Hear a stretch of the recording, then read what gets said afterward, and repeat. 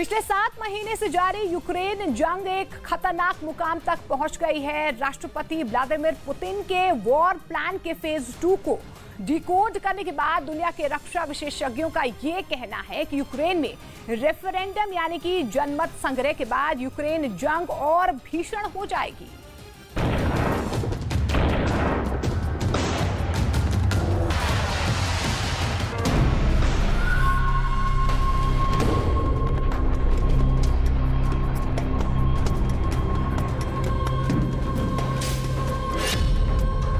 Ukraine में रूस के वॉर प्लान का फेज 2।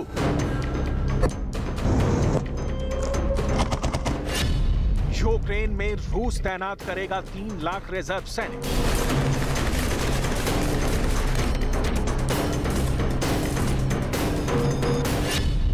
यूक्रेन में जीते इलाकों को रूस में मिलाने का मास्टर प्लान।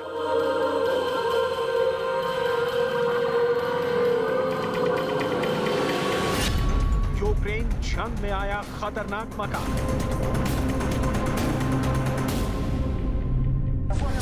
पिछले 7 महीने से यूक्रेन और रूस में जारी जंग एक खतरनाक मकाम पर पहुंच गई है। एक ऐसे मकाम पर जहां से रूस अपने यूक्रेन वॉर प्लान का फेज 2 शुरू करने का ऐलान कर चुका है। दरअसल अपने वॉर प्लान के मुताबिक रूस यूक्रेन जंग के दूसरे चरण में यूक्रेन में अपने 3 लाख रिजर्व फोर्स की तैनाती का ऐलान कर चुका है और इसका एक ही मतलब निकलता है और वो ये है कि अब यूक्रेन जंग और भी तेज और भी भीषण होने वाली है।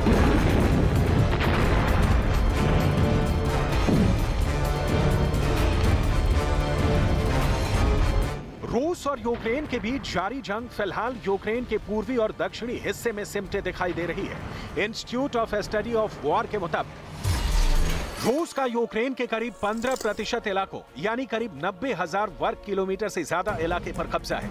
ये इलाके हैं पूर्वी यूक्रेन यानी डॉनबास इलाके में मौजूद दोनेत्स्क और लुहांस्क और दक्षिण में खेरसोन और ज़ैपोरिज़िया।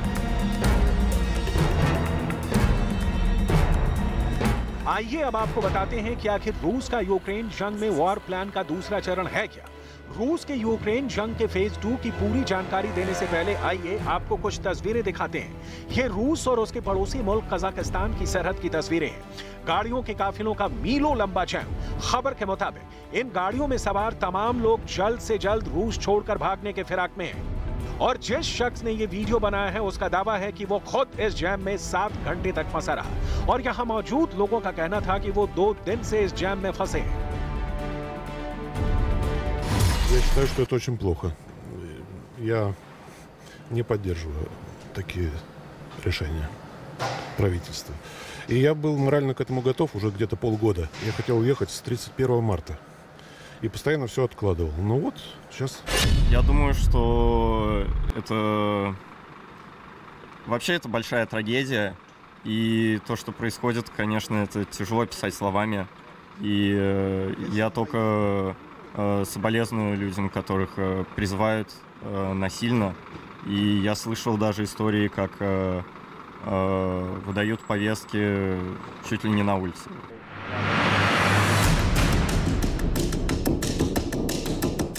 ऐसी ही कुछ तस्वीरें रूस और फिनलैंड की सीमा से भी आई हैं। रूस और फिनलैंड बॉर्डर पर भी हाईवे पर गाड़ियों की लंबी कतार और जैम में फंसे लोग नजर आ रहे हैं। दरअसल ये वो लोग हैं जो रूस के लिए यूक्रेन जंग में हिस्सा नहीं लेना चाहते, लिहाजा रूस छोड़कर भाग रहे हैं। Конечно, беспокоит меня, моих друзей. Я думаю, любой здравомыслящий человек не готов в 21 веке устраивать войну, воевать и вообще эту тему даже поднимать. Поэтому, не знаю, мы, надеюсь, как большинство адекватных людей в нашей стране, не знаю, большинство их или нет, но, по крайней мере, мы категорически против. ये तस्वीरें रूस और जॉर्जिया के बॉर्डर की हैं। यहाँ भी ठीक उसी तरह से लोग जमा हैं जैसा कि रूस के दूसरी सरहदों पर। रूस और जॉर्जिया की सीमा पर भी रूस छोड़कर जाने वालों का तांता लगा हुआ है। Дело не в страхе, дело в неприязни всей этой ситуации. Мне очень неприятно, что там развязали эту всю историю. Мне действительно жаль наших, собственно говоря, братьев. У меня много родственников в Украине. И अब आप सोच रहे होंगे कि आखिर ये माजरा क्या है, तो आइए आपको ये बता दें कि इन तमाम तस्वीरों का सीधा ताल्लुक रूस के राष्ट्रपति व्लादिमीर पुतिन के ऐलान से है, जो उन्होंने महज 48 घंटे पहले किया था। दरअसल राष्ट्रपति पुतिन ने यह ऐलान किया था कि वो यूक्रेन में रूस की फौज के 3 लाख रिजर्व सैनिकों को तैनात करने वाले हैं। दूसरे विश्व युद्ध के बाद रूस की ये सबसे बड़ी तैनाती है। बस इधर उन्होंने ऐलान किया और उधर रूस छोड़कर भागने वालों की रूस के जमीनी सरहदों से बाहर निकलने के लिए भाग दौड़ मच गई। ये तस्वीरें लोगों के उसी भाग दौड़ की हैं। राष्ट्रपति व्लादिमीर पुतिन के ऐलान के बाद रूस छोड़कर भाग रहे लोगों को पुतिन के वफादार चेचन कमांडर रमजान कादिरव ने भगोड़ा और कायर करार दिया। चेचन कमांडर कादिरव ने अपना बयान टेलीग्राम पर जारी करते हुए कहा कि तुम एक कायर, देशद्रोही और दूसरे दर्जे के इंसान के अलावा और कुछ नहीं हो। उन्होंने लड़ाई ना करने के लिए जो कारण सामने रखे हैं वो युद्ध और रूसी राजनीतिक नेतृत्व का विरोध करते हैं। ये बहाने से ज्यादा और कुछ नहीं है। इतना ही नहीं, यूक्रेन में 3 लाख रिजर्व फोर्स की तैनाती के साथ साथ राष्ट्रपति पुतिन ने अब तक यूक्रेन में रूस के कब्जे वाले इलाके में जनमत संग्रह कराने का भी ऐलान किया था। यह जनमत संग्रह पूर्वी यूक्रेन यानी डॉनबास इलाके में मौजूद डोनेट्स्क और लुहांस्क और दक्षिण में खेरसॉन और ज़ैपोरिज़िया में हो रहा है। दुनिया भर के रक्षा विशेषज्ञों का मानना है कि यह जनमत संग्रह ठीक उसी तरह हो रहा है जैसा कि 8 साल पहले यानी साल 2014 में क्राइमिया में हुआ था। 2014 में रूस ने क्राइमिया पर कब्जा करने के बाद वहां जनमत संग्रह करवाकर क्राइमिया को रूस का स्वायत्त इलाका घोषित कर दिया था।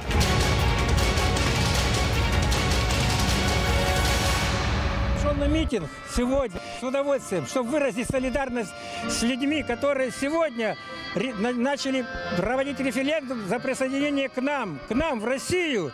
Это и Донбасс, наши люди Донбасса, Запорожской области и Херсонской области. Да. Поэтому с удовольствием мы здесь, и я рад, что и многие севастопольцы пришли сюда выразить такую же солидарность.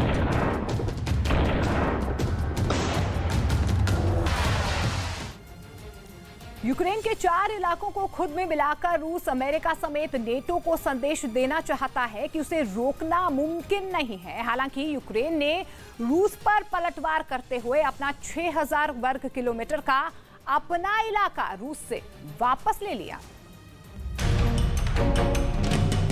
रूस के जनमत संग्रह पर यूक्रेन के राष्ट्रपति वोलोदिमीर ज़ेलेंस्की का कहना है कि यह अंतर्राष्ट्रीय कानून के खिलाफ है। Абсолютно справедливо світ відреагує і на псевдореферендуми. Вони будуть однозначно засуджені. І на злочинну мобілізацію, яку окупанти намагаються зараз провести в Криму та інших частинах України, які вони поки контролюють. Це ж не просто злочини проти міжнародного права і права України. Це злочини проти конкретних людей, проти народу.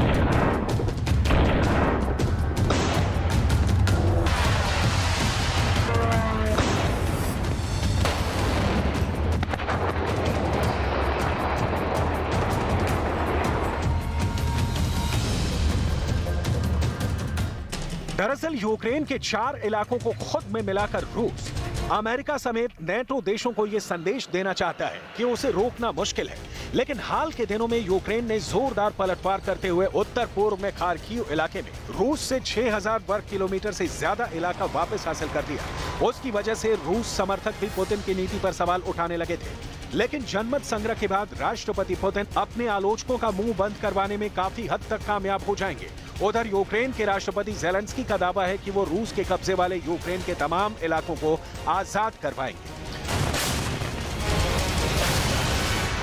Від початку активних дій на сході нашої держави у вересні вже звільнено близько 9 тисяч квадратних кілометрів території, близько 400 населених пунктів.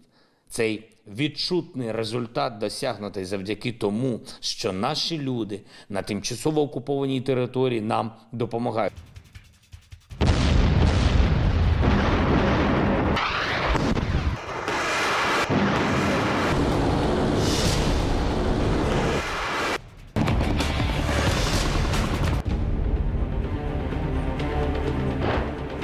कई वॉर एक्सपर्ट्स का मानना है कि रूस यूक्रेन के जीते हुए इलाकों का खुद में विलय करके एक साथ दो निशाने साधना चाहता है। पहला तो ये कि इन इलाकों के रूस में विलय के बाद रूस की फौज यहां हमेशा के लिए तैनात कर दी जाएगी, और अगर यूक्रेन इन इलाकों को रूसी कब्जे से छुड़ाने की कोशिश करता है तो रूस इसे खुद पर हमला करार देगा। दूसरा ये कि इन इलाकों पर यूक्रेन के हमले के खिलाफ रूस की अखंडता की रक्षा के नाम पर किसी भी हथियार, यहां तक कि परमाणु हथियारों के इस्तेमाल का भी विकल्प खुला रखेगा। यही वो कारण है जिनके चलते यूक्रेन जंग एक खतरनाक मकाम पर पहुंच गई है।